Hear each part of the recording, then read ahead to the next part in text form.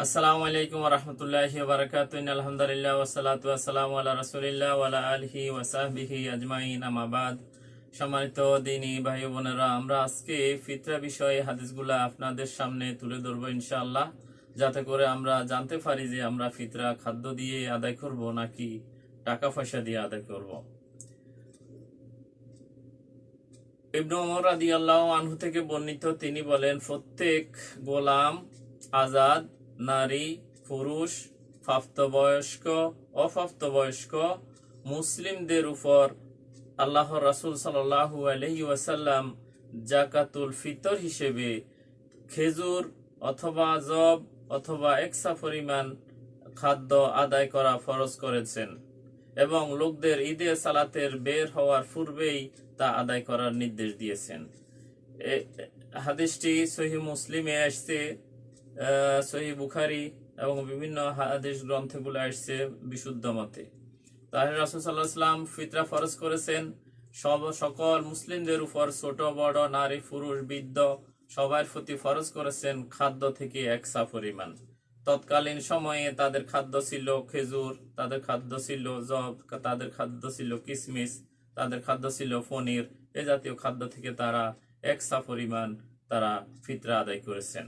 অতএব আমাদেরকেও সেই ফিতরা আদায় করতে হবে। এটি সহিহুল বুখারী হাদিস নম্বর 1503 নম্বর হাদিস।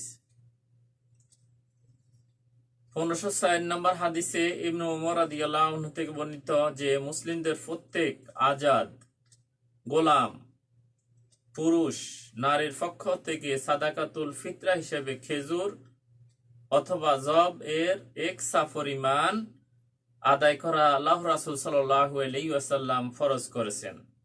অতএব এখানেও আমরা কিন্তু খাদ্য দ্বারা ফিতরা আদায় করা ফরজ করেছেন, সেটাই আমরা দেখতে পাচ্ছি। হাদিসটি সহিহুল বুখারী হাদিস নম্বর 1504 নম্বর হাদিস।